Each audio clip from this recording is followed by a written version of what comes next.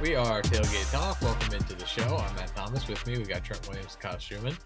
It is the biggest week of 2023 so far, otherwise known as Ohio State Week. So, there was a game against UMass on Saturday, but let's be honest, since about 12 o'clock on September 30th, when Penn State kicked off against Northwestern, everybody was focused on Ohio State. So, how you guys doing? It just needs to get here. I'd like to see the productivity levels of Pennsylvania workforces this week, because it's so hard to focus on anything but this game. I just can't stop thinking about it. I'm very pumped, and I'm gonna break the news to you guys right now. I didn't tell you, but last You're week, pregnant. Oh, I wish, but no, I'm actually driving out to the game Friday after work, going out there meeting my dad out there. I already knew that. Yeah, I did. Who told you, John? Yeah. Your brother did. Derek told you. Yeah. Well, I'm driving out there Friday after work, and yeah, should hopefully be a good time. Hopefully get a big win. I'm sure absolutely nothing will go wrong with that happening, but yeah. But we will have to talk on location. Yeah, there's gonna be some good stories one way or another. So before we get into that game though, we should probably just recap a little bit from Saturday. A little bit. One thing that needs to be talked about: Daquan Hardy. Yeah, there's more than just Daquan Hardy. That's Penn it. State 63, UMass nothing. No one cares. Go ahead. Talk about Daquan. Go ahead. Where the heck did that come from? I mean, he's always been fast. He's always been a dynamic punt returner all the way going back to high school. Franklin has talked about, going to watch him play, and I think it was the state championship game, and offering him a scholarship because of the way he played and the way he returned punts. But it was impressive. Of course, it brings up the $1 million question that Franklin was asked, but why the heck did we wait till now? It's like... Yeah. I mean, I think Franklin has always been, I think, historically conservative on special teams, right? I don't they throw Saquon back there, they throw Singleton back there, they take some kicks back sometimes, but mostly it's fair catch. It's turn the ball over. Exactly. The last thing you want to do, the chances of Hardy doing that against anyone but UMass are probably slim to none. So you just want safe hands back there. Last thing you want is to turn the ball over on special teams. As a fan, it was still exciting to see, though. I mean, I feel like our special teams aren't. Let's clarify. You saw one, and then you left at halftime. So I was scouting our future Big Ten opponents. We have TV at the RV. We got to watch Penn State and Washington and Oregon. You didn't get to feel it, though. You didn't get to feel what it was like to witness history. If Penn State wants to continue scheduling UMass in the middle of the season, I will continually protest. Well, I hope they do, because it sets up nice when you have a game against the number 3 team in the country coming up right after. So, but be better. Other than Hardy, I think we didn't see that slow start that we usually see off a bye. Almost kind of had it with that fumble in the first drive of the game by Wallace, but that was just a good play by the defender, though. Well, the condition. Ball was wet. So, but I mean, what was it? 28 points in the first half, 63 points. Are we done? Are we done? No, there's one more thing I got to talk about. I want to talk about. We should probably talk about the defense too, anyway. Because Matt mentioned about Harrison Wallace. I thought it was good seeing him out there. I thought he made some good plays. It was. Thank you for bringing up something about the UMass game. Thank you, I appreciate it. You're welcome. All of that is great. I want to see it this weekend. Yeah, Trent wants to move on. You have to see what happens before. The other thing that stood out to me is it felt like we played a terrible football team. That's not nice. That has no indications of this next game. You don't know that. What if we go out there and win 63-0? You're gonna look like an ass. Is what's gonna happen. And we're gonna cut. You're right. I really would. And we're gonna clip this, and it's gonna be there for all time. But how dumb would I look? yeah, I just started rolling it up. Anyway, I think that game was the closest that we've seen Singleton to running the way that he ran last year. And again, competition being what it is. Disclaimer. We played a absolutely terrible football team this weekend. Yeah, but we played bad teams at other points of the season. We didn't see that. He didn't do it against Delaware. I think Delaware, the spread on that game might be 30. Delaware might be favored by 30 against that team. Either still, I think it was a good sign. I saw the patience that we saw, at this time last year from him when he really started to turn things on again after that slump. So, and it will be nice to see it happen again this week. So without further ado, Penn State, I forget who Penn State plays this week. Ohio State. That's right. Yeah. Penn State plays number 3 Ohio State. Biggest game since last year's Ohio State. Well, Rose Bowl game is pretty big. Yeah, Rose Bowl game is pretty big. But other than that, biggest game in quite some time. So wait, the last 2 biggest games that Penn State had, I'll be in attendance for. I mean, think back to our first pod when we were going over the schedule. We just wanted to blow through the first however many games. This is the game we wanted to get to, even back then. Here we are. We've done what we need to do. We've taken care of business. And the time has come. The time has come. I literally cannot stop thinking about this game. I just need it to get here. It can't be soon enough. It's the one time I'm actually happy it's a noon game because it's an away game. So I'm fine with it being right away. Don't have to sit around all day and wait for it. And I know I'm gonna get hell for my preseason predictions we're gonna lose to Ohio State. And now it's ever since after that end of that UMass game, I'm like talking to myself, you know what? Our defense allows the least amount of yards per game. We're second in the nation in sacks. And we're like, hey, you know what? I'm gonna talk myself in that we can win this game. So you know what? We'll see what my score prediction is then. But it's a good teaser. Little teaser. We'll get Kyle's score prediction right after this. Right after a word from our sponsor. Wait, let me pull up the BK ad. BK. This was, and I used this language in something I wrote today, which is why it's kind of there. Like, this is the first time since probably 2017 where it feels like we not only could win, but we probably should win.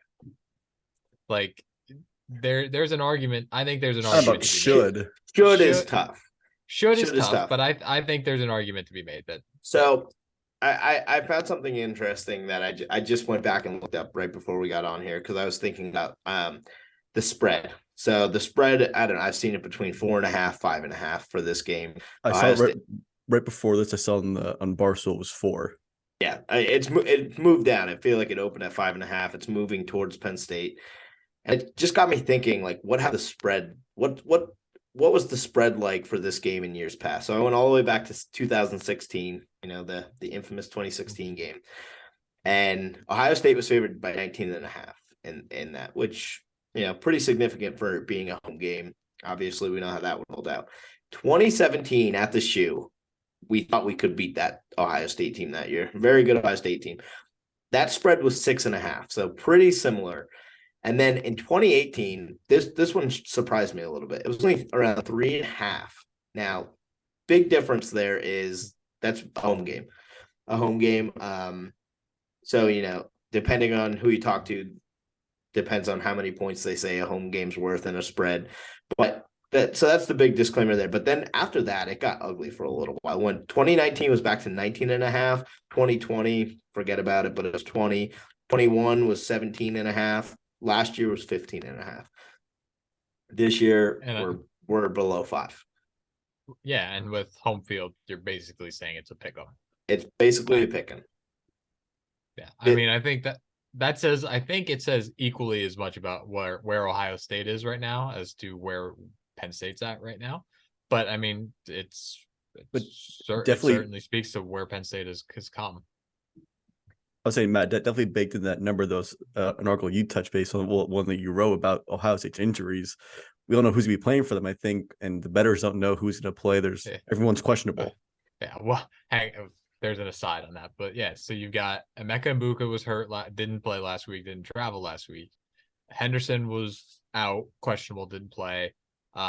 Williams didn't play. Their second string running back, Trainum, I think I said that name right. Got hurt, something like that. So all four probably NFL guys too, in some respect. Probably. I mean, the update from Ryan Day today was that they're hopeful that they all come back for Saturday, but they're not gonna say anything. My mind has been blown by the amount of people and comments that we've received over the last however many days since that was published, that it's like a psyop from Ohio State to keep those guys out against Purdue for this game. Like, just tinfoil hat energy there. Yeah, like it was shocking.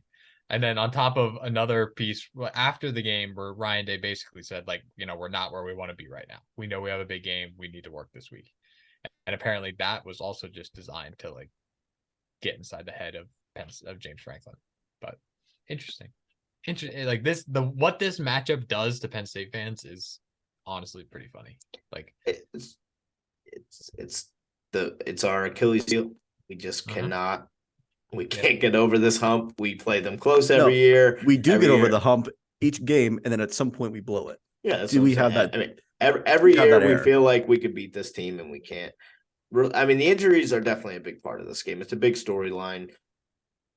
I think. I mean, it looks like Henderson's going to play, right? Like I would think so. He was supposed to play against Purdue, and I think it was one of those where they said like there was a snag. Yeah, there was a snag midweek. Maybe something didn't go as planned. So I say he plays. It is crazy that they were down to like their fourth string running back. I mean, that is crazy. I think the cornerback will be an interesting one, Denzel Burke, and then the NECA, as Ohio State calls them. So there's no doubt they have key players out. But the thing about Ohio State is you've got Marvin Harrison Jr. They have Marvin Harrison Jr., which he was a little banged up himself. I mean, he's been facing some ankle pain playing through it. I think by this point he's 75% Marvin Harrison Jr. probably our wide receiver one. Mm-hmm. But the thing about Ohio State is with any of these injuries, and I mean the running back room may be a little different because you're down to like their fourth string, which is getting absurd. But I mean they have studs right behind all these guys. It's what you do at a program like Ohio State. They have the depth. For Abuka, they had one of their plethora of 5-star true freshman wide receivers play against Purdue, and like I was listening to the Cover 3 podcast, they're like, oh no, who would have heard another 5-star true freshman Ohio State wide receiver coming in looking like the best player in the field. So it's just plug and play for them in a lot of these cases. Yeah. Well, you know what? We have studs now too, and his name is Kalen King, and his name is Johnny Dixon. And his name is Daquan Hardy on punt return. On Kalen King and Dixon, what do you think their plan of attack is for Marvin Harrison Jr.? Do you think it's one of those guys takes them, or do you think they're just going to each have their side of the field and just run with it? I think they're just going to split the field. I mean, that's what they did last year with Joey Porter and him and Jigba. Well, no, and Jigba didn't play last year. But yeah, I mean, that's what they did last year. I don't see it to be different. How much do you take into the fact that this is now the first time that Manny Diaz can kind of like evaluate what they did to him last year? Because like through 51 minutes of game time last year, did a phenomenal job. 16 points, like it was great. Last 9 minutes, not good. I think Marvin Harrison had like 180 receiving yards, and they kept just running like a dumb slant route for like 15 yards a pop, it seemed like. And actually, it's actually a very good time for talking about it. My last call question is Marvin Harrison Jr. over under 99.5 receiving yards. He's been averaging, I think he's had 5 games this year over 100. I think 4 games over 115. So where do you think he lands on that? When's the last time Kyle gave his last call during last call? Well, that's part of the every single week. Kyle's like, "Let me get my last call." It's a good break-in, but actually, let's just rename it middle call. Yeah. Well, answer the question, Marvin Harrison. I threw 99 my and a hands half. up until I realized I don't have to edit this week, so I don't have to throw that clip in. So over. You're going over 100 yards receiving from Marvin Yeah, Harrison. I mean, you're not going to be able to stop him. You just got to hope to slow him down. Yeah, I think over too. Now Kyle's gonna go under, guaranteed. Yeah. No, I think it is under. I think he gets to 90, but I don't think he gets over 100. If Matt and I both sit over you, Kyle always plays the protagonist, Antagonist. the antagonist. I mean, yeah, or protagonist, depends. In this case, the protagonist. It's the From our difference is I don't perspective. think Kyle McCord is not as good as CJ Stroud. He's just a guy. Like Kyle McCord is just okay. Well, if he's gonna be more than a Jag, we're gonna find out this weekend, because that would be the time that he shows up. And receivers, that the receiving core he has makes an okay quarterback a very good quarterback. But he's also hasn't faced a defense like ours. True, very true. I'm excited to see our defense be put to the test. I am really excited to see how we stifle this team. I'm curious to see what schemes we come up with. I'm curious to see what Manny has planned. Curious to see how the linebackers play, the defensive line. Like I can't. We talked about excited. We talked about matchups between Kalen King, Marvin Harrison. What other matchups do you guys are eager to see for this game? I mean, the trenches. The trenches are. It's so cliche to say like whoever wins the trenches, but it really is a game like this. The way I see it, I think we are pretty evenly matched, just with their injuries for sure. I'd say a fully healthy roster on both sides. They still have the edge, but I feel like we're pretty evenly matched going into this game, which means to me it's going to be quarterback play is going to be critical. Like a key turnover, maybe too much to recover from. Like whether we throw a pick six, they throw a pick six, and anything like that. That may be the deciding factor even early in the game. It just may be too much to overcome. I think the team that makes the least amount of mistakes, like those types of big mistakes, is going to pull away. I don't think either team can overcome that just because these teams are so evenly meshed. Yeah, and that's what I'm interested to see. I think it's just how does Aller handle it? Because like even when he hasn't been flashy, like he's just been so consistent, and the road starts have not been the best. Like his completion percentage at home is like 73, on the road it's like 51, so it's not 52. I think it's not great, but it's consistent. He's not putting the ball in harm's way. He's not turning the ball over. Like the dude still hasn't turned the ball over since he came to Penn State. Like, is this the week that it happens? Like it's got to happen at some point. Like it's inevitable. But if it happens this week, it might be too much to overcome. Like we've talked for years on how Sean Clifford would turn the ball over at that one chance that you couldn't afford it.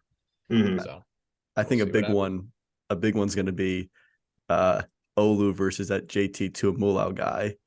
I can't pronounce that guy's last name, but I like today how Franklin was very like respectful of his last name. Like I'm going to try my best. I'm going to do whatever, and then Coco just blows through it. Like JT. Well, the guy looked like he was the best defender in world history last year. He had 2 interceptions or fumble recovery, probably scored a little touchdowns at that point. But can Olu, if he lands up on Olu's side, like just not allow a sack or a pressure like he has all year? It's going to be a great individual matchup.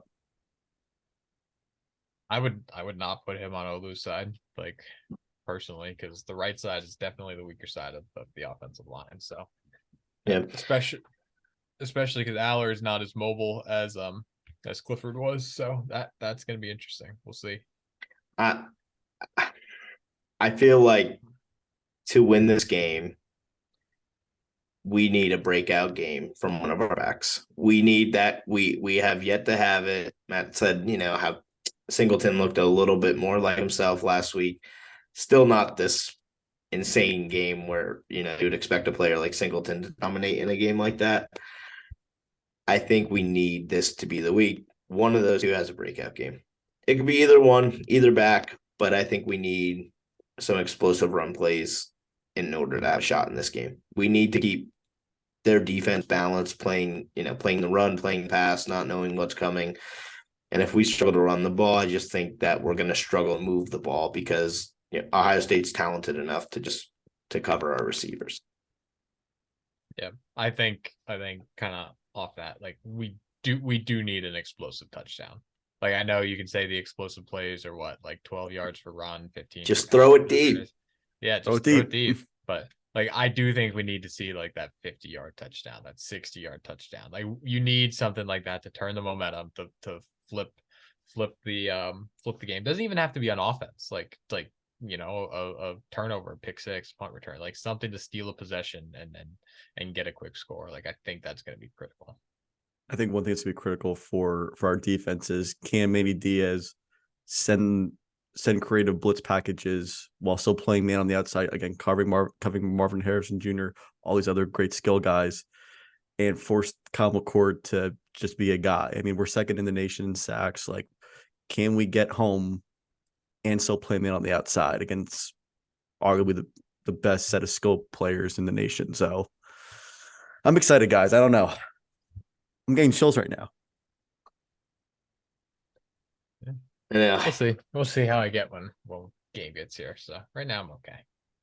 You're just okay right now. I think we got a lot of the pregame stuff out of the way a little bit.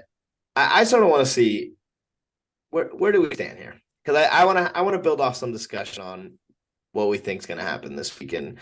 So I'll just come out and say it.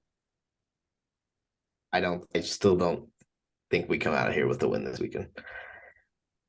And I don't know if that is because statistically I look at the matchup and don't think so, or I just have years of this bias coming into play where I just feel like we just cannot beat this team. And I don't know what the mix of that is. It's probably a little bit of both, but I just am not feeling confident going in there and coming out with victory. Yeah, I mean, I'm the same way. Like I was kind of doing what Coco was talking about earlier, in the week, where it's like based on everything that I've seen. Sorry, my phone is freaking going off my headphones. Based off of everything that I've seen, I feel like we should win this game. I feel like Penn State has shown that they are the more consistent team. But I just can't get over that hump. Like I need to see it. I need to see it. I'm not doing it intentionally, but I feel subconsciously what I'm doing is hedging my emotions. Like, I think we could beat this team, but I don't want to let myself believe we could beat this team, because when we don't, it's going to be so much harder on Saturday to go over it. What Trent's telling the viewers is he's going to put a bet on Ohio State, just like he has been betting against the Phillies, bet against his emotions. It's been working. Yeah, so, but I only do that after the Phillies take the lead, not pregame. That I do it once the Phillies have a lead, and it's a lead where it's like, well, don't forget, if they blow this, I'll go nuts. We've been leading since 2016. We've had the lead at some point in this game, I believe. Like, I might do it, because my logic is when the Phillies are up 5-0, it's like if they blow this lead, I'll be really upset, but I'll also turn $10 into $150, and I can't be that upset about it. I'll probably be. It doesn't work the same. My passion for Penn State exceeds my passion for Penn State. I don't know if I could hedge financially a Penn State game like I can a Phillies game. Because it just sounds like to me Trent has poor money management. Because anybody who thought the Phillies were losing last night is I only hedged $10 the way I see it. I paid $10 for a NLCS win all day. Plus, it's sort of early hedging my World Series Phillies bet. Here's what I'll say. One thing, it's not positive about Ohio State, but Jim Knowles, Philadelphia guy, big Phillies fan. Just gonna throw that out there. I didn't say anything good or bad about it. I'm just stating a fact. What's your little nugget for the day? How that makes you feel, I'll let you decide. Kyle, where do you feel? I mean, Matt and I had just let you know where we feel. I said in the beginning of the year that we were going to lose this game. I think we win 24-21. I think we are going to win this game. There's something different right now. I'm just feeling, again, I'm building myself up. I feel like we can win.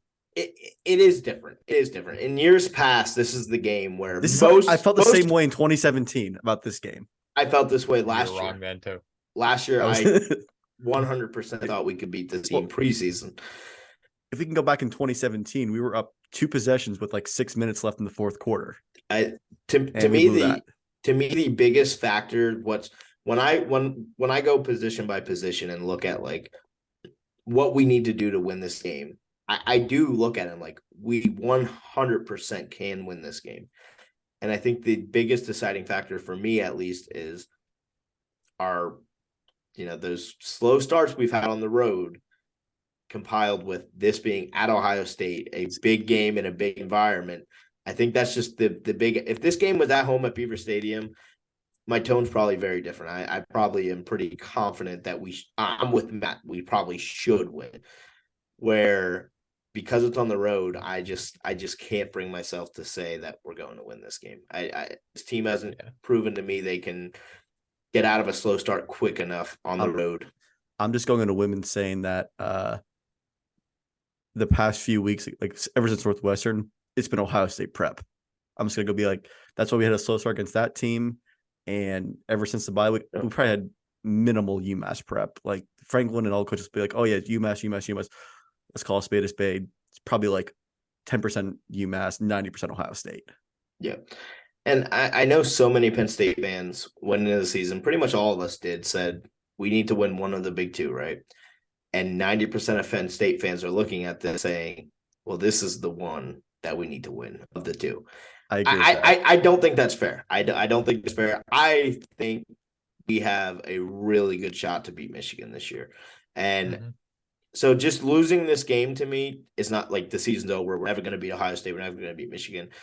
Like we talked about with the spread, I think, because here's the narrative. Not to play Debbie Downer before we even play the game, but if we lose this game, that's Matt's job. If we lose this game, good at it too. Everyone wants to fire Franklin. We're never going to be good enough. And that narrative scares me a little because this is the first time in a while where I think as fans, even people like myself, where maybe I don't think we could beat this team, I don't have that feeling in the back of my head like we might get smoked or we have no shot, which is sort of the feeling we have going into most of these games. That spread, it's at Ohio State. That spread moving towards Penn State, I think tells you a lot that the gap is closing. Talent-wise, we are so close with this team now. There's no one out there. There's no one out there right now coaching besides a select few that aren't even possible that are going to get it, closing this gap. I really just think that narrative needs to go away.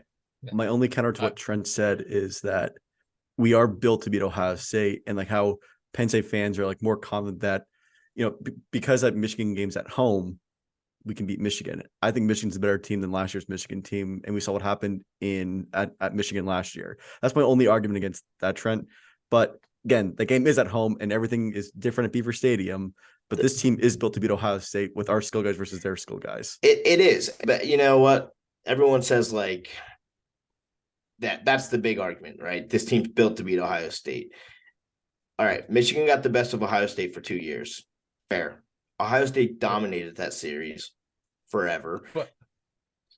And two, there's so many other variables. It's not just a matchup thing. One, this team better be motivated like crazy this Michigan game this year because it's like we got embarrassed last year. We got manhandled. This year, they're coming into our house. I would hope we have 2 returning coordinators. That's a big thing for me going into that Michigan game. And I don't want to get crazy in the Michigan game.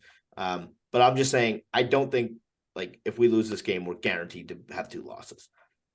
I think that Michigan game we can also win. That's all I was getting at. Well, I'm gonna pull a Coco, and because this was kind of on my last call question, so we already talked about it enough. But is this the biggest game of James Franklin's tenure at Penn State? Saturday. My aunt is if he wins, yes. Like if he wins, it is the biggest game, most important game of his tenure. If he loses, because you still have that Michigan game, it staves it off. Like then the Michigan game, I think does. But yeah, I mean, I feel like we have this talk a lot with Franklin. Like, is this the biggest win? Is this the biggest game? Is this the best win? I agree. I mean, if he wins, it's definitely his biggest win. I mean, you've seen the tweet going around with Franklin's road record with top 10 teams. It's not pretty. Yeah. So, yeah, I would agree it's his biggest win if he wins. But I'm not gonna sit here and say that we have to win this one because we have no shot of beating Michigan. I think we have a shot of beating Michigan too. Yeah. No, I don't think I'd classify it as a must win.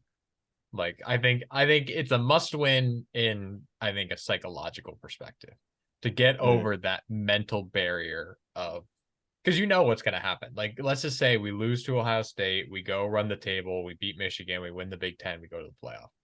There's going to be people out there that say, well, yeah, but you didn't beat Ohio State. Like that's going to exist. And there's going to be that barrier. But like, I also just one thing, like, yeah, historically Penn State has been built to compete with Ohio State, but like right now, the way that this team is playing, it's closer to what Michigan is. Like ball control, like not really that many explosive plays, just kind of grind the clock, grind the possessions, stout defense. Like that's the thing. That's how Michigan beat Ohio State the last 2 years. These three teams are, so Michigan leads the country in points allowed at 6.7, then Penn State at 8, then Ohio State at 9.7. Yeah. So it's just like these three teams are matched on defense pretty well. I think we match up okay with Michigan. I'm not going to say we match up with Michigan as well as Ohio State, but the narrative that like we're purely built to beat Ohio State and we can't play with Michigan, that it's just a crazy narrative in my opinion. But yeah, I mean, this Penn State team, I mean, did you see that step on the College Football Nerds or whatever, where like they ran the model and were predicted to beat Penn State, and they were sort of explaining it. It's because we're Penn State.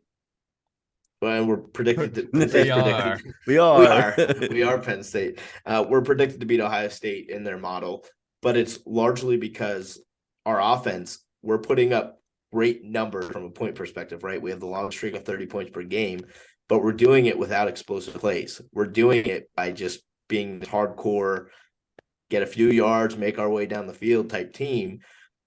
We've only averaged more than 5 yards per play once this year.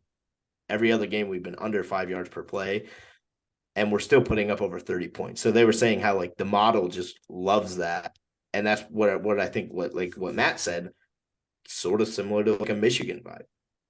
Yeah, and that's where going back to the whole discussion we had earlier, that you can't make a mistake. Like if you make a mistake and you get in a hole, like if you get down 14 points, like I don't know how I feel about the chances of this team making that comeback.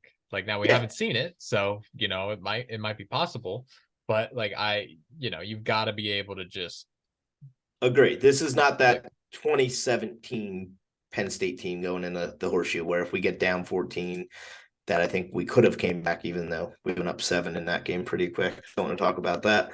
But yeah, I just feel like this game, and as much as I sit here and say like I don't think we come out with a victory, this is not a game that anyone should be shocked if Penn State comes out with the victory. This is not a game where I'm saying we have no shot of winning. We very well could go in there and beat this team. ESPN's matchup predictor has us at 36.5%. That's not nothing. I mean, that's close to a 40% shot of winning the game. That's a lot for a team like us, for a program like ours going into the horseshoe. I think that's a lot. I'm ready. Yeah. Kyle, do you want to take us into one thing about Columbus though, was getting the hotel for out there. Obviously, it's like a much bigger city than State College, so getting a hotel out there for a game weekend, like $70 a night, compared to paying like $400 would be for a game weekend in State College. So that's one good thing, I guess. You're looking at a city. Are we ready to do Matt? Did you get in your score prediction? 31-24 Ohio State. What's the spread we're going with for the pod? I'm going with 4. That was what Barstool had before, like right before the pod. Yeah. I mean, I'm taking Ohio State to cover. Anything below that 6 mark, I'd probably like Ohio State to cover. So Matt and you have Ohio State. I have Penn State. I think we're going to win. I'm just going to do my blind fandom at this point versus logic. So, and you guys, the over under for the game right now is 46.5. Yeah, I think I would have over in that. Yeah, I think you were over, Matt. I was under with 24-21. I'll take the over too. I got two other games here real quick. We got Tennessee at Bama. It's the third weekend in October. What? Bama's favored by 9.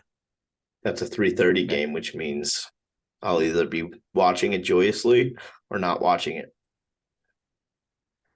You swear? Bama. Do you swear off all college football, Trent, after a Penn State loss? It's hard to Enjoy. It's hard to enjoy it. It's hard to sit there and watch another game after. Depends on the fashion we lose. Maybe we'll win. Maybe we'll win. Like we said, because this game is not the end all be all. We can enjoy it. We can root for chaos then. Not to derail your pick your play segment here, Kyle, but this, and I said this to John, I said this to Ron. I'm gonna wake up Saturday and be like, "Oh, we're winning this game." I know I am. I'm gonna wake up Saturday fully believing we could win this game. Midweek Trent uses logic. Saturday, I'll just be a pure believer. That's what happens. Then we'll be having our sad group chat after the game that we usually end up having. It'll be an angry group chat. Yeah. Well, I'm not so sure about Jackson. I think he might be an Ohio State convert. Now Jackson's gonna have he's gonna have an Ohio State jersey on underneath. I'll let you know what jersey he has on. OH. He'd be in there. God, you're gonna side note, when I was out at that Luke Combs concert, you were gonna hate that come the end of the day. It is so obnoxious. It's bad. Well, fans probably hate the We Are. I was gonna say it's you go anywhere and you're just gonna hate it. Like it's bad though. It's bad. Like that was at a country concert. So let's just put that in perspective. So, but we get to do that in April when Luke Combs comes to your stadium. So anyway, Bama +9. That's what the spread is, 9? Yeah, Bama's favored by 9.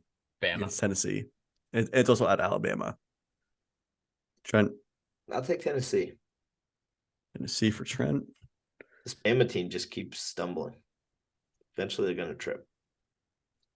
And again, the last game here, we're big Iowa Hawkeye fans. You know, they had that 15-6 win over Wisconsin. So I'm gonna go back to that here. Minnesota and Iowa over under 32.5. Don't forget, I think that over under against Wisconsin was like 32-33, and that thing hit no problem. So it's just, again, we're cheering for Iowa. They might go 11-1 at this point. And that'd be the most hilarious thing to watch Iowa go 11-1 and not average 25 points. It's just, I don't know if I could take an under on a total like that. It's a lot. I should, because it'll probably be like 12-6 at the end of the game. This is the week Iowa, they break out their offense and they put up big numbers. Oh, really? And What's the Brian, big number? And Brian Ferentz he's going to get back on track to his 25 points per game.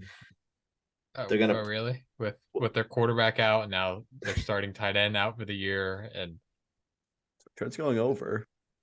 I'm going under. Yeah, I'm also going under. There's cheering for Iowa. You know, last week was a big win for Iowa for us against Wisconsin. Like, if it comes down to that weird 3-way tiebreaker, like, who knows? Yeah. It's just so ugly to watch that team. Yeah. Hey, how about Illinois? Right, helping us out a little bit there too with that win. That was a big win. Someone should look up like what the current like win losses would. So is it only Big Ten wins for the West teams? Is that what it is, or total wins? Like for our cross divisional opponents? I think it's the record. It's the record. Well, the way it goes, you do all the tiebreakers. One of the tiebreakers in there is your division, and then the next one is the West. So. That's where I come in. What Kyle's saying though is it? I'm saying is it Big Ten? Is it the West Big Ten record? No. Overall record. It's just the West overall record. Okay, I think, but it's not gonna matter because we're gonna win. We're gonna win both games. We're gonna be undefeated. The only tiebreaker we're gonna have is with ourselves. So, all right. I also thought of another last call question then, since the actual last call segment. Quick before we get into the last call here. We sort of briefly talked about before we started recording, but where are we at? What are the odds we make the college football playoff? Matt was at 27%. Kyle, Matt started the year at 20%. As of last, he was 27.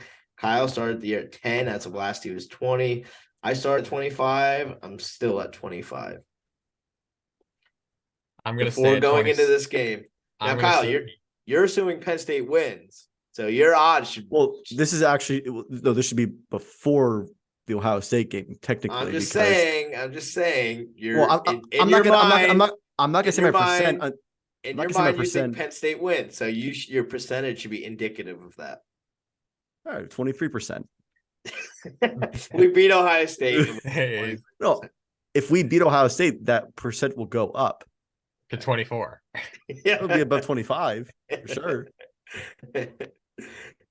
I'm Hey, staying. I'm was a big, staying with. that was a big UMass win. We got bowl eligible, so I'm staying at 27. There's nothing last week that you could take from that. Then we'll see what happens. I'm willing to flip those two numbers if we win.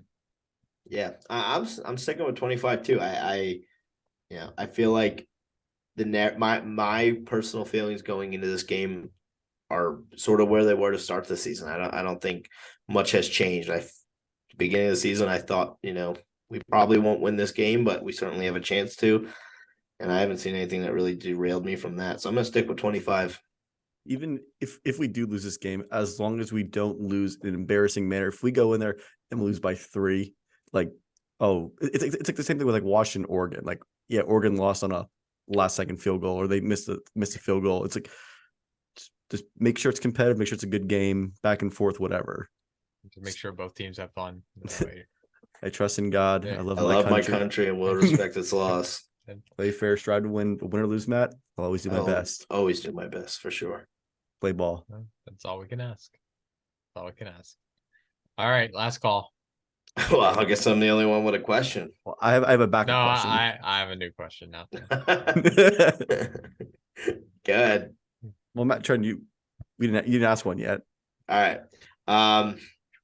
So I talked about how I sort of want to see some shakeups offensively this week. I'd like to see Bo get in for an actual series in this game and put a package in. I talked about that. But my real question is, will we see any trickery this weekend? Will you see any trickery from us or Ohio State in this game? I'm sure you will. Whatever team gets down, I think is going to try that. I think you'll see that.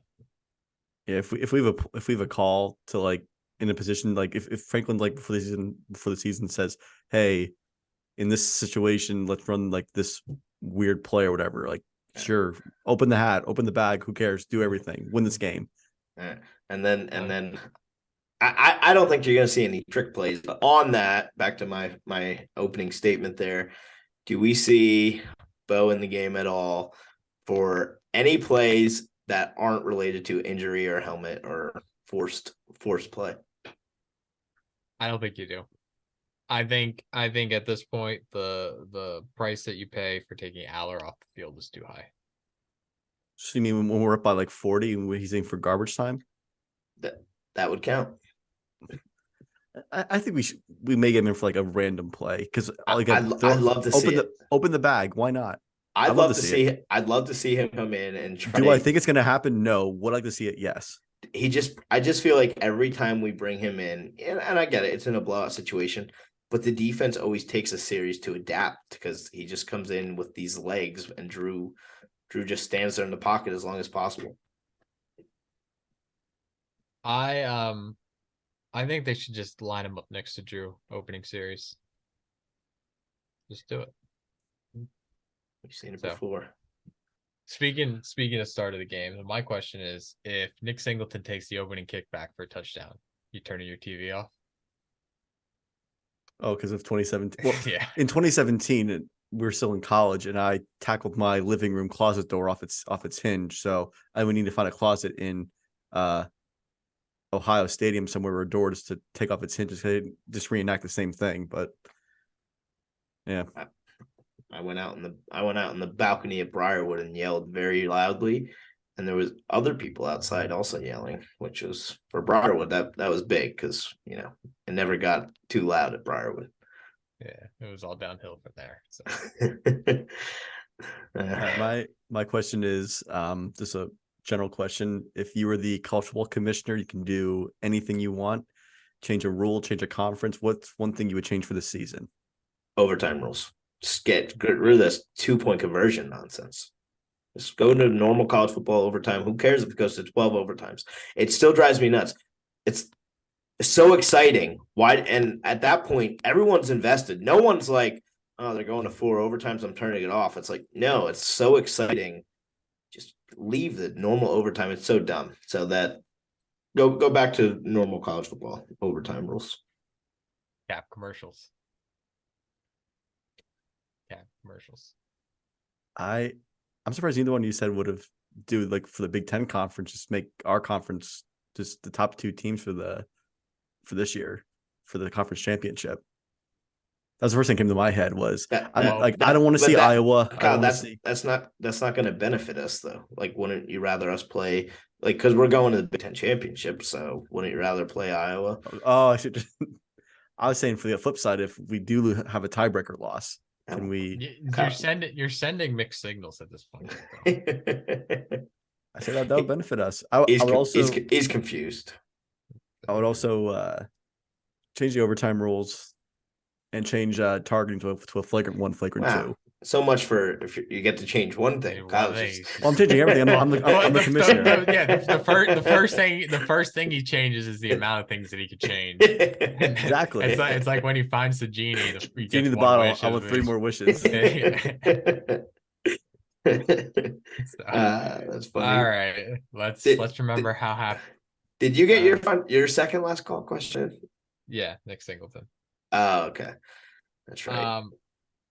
Let's enjoy how happy we are right now.